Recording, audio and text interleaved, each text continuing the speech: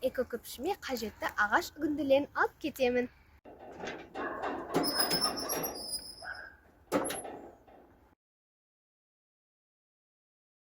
Тәжірибеде эко күпшімді жасау үшін ең алдымен 100 мл натрий силикатын 20 мл сумен жақсылап араластырамыз.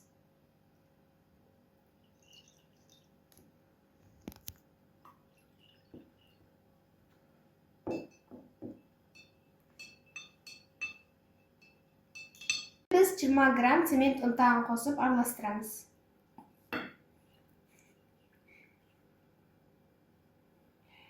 Тез қатады.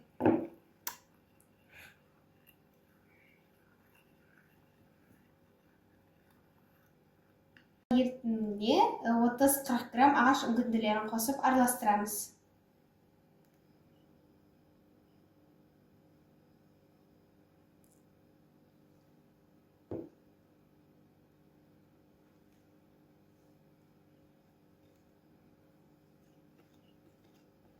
Грамм саз топырақты алып, қосып араластырамыз.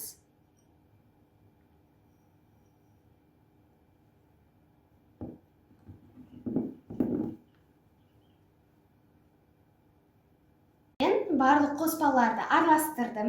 Мен арнайы қалып сатып алмадым. Оның орнына күнделікті дүкеннен алатын тетрапакеттен, сүттен немесе соктан босаған қорапты қалып ретінде қазір қолданамын.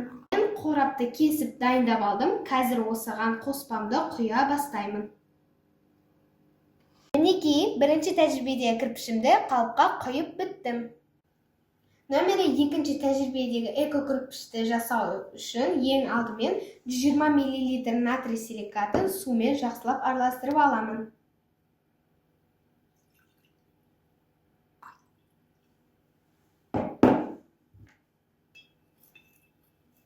Түндіге 3 мл сұйық сабынды қосып араластырдым. Сосын 60-70 градуста 2-3 минут қыздырып алдым. Қыздыру себебім менің кірпішімнің беріктігі мықты болу үшін. Түндіге 20 грамм гипсті қосып жақсылап араластырамын.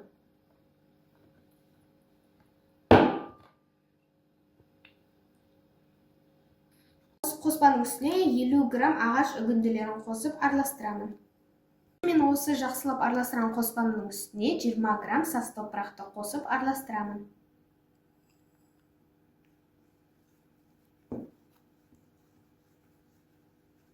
Екінші тәжірибеде эко кірпішімнің қоспасы дайын.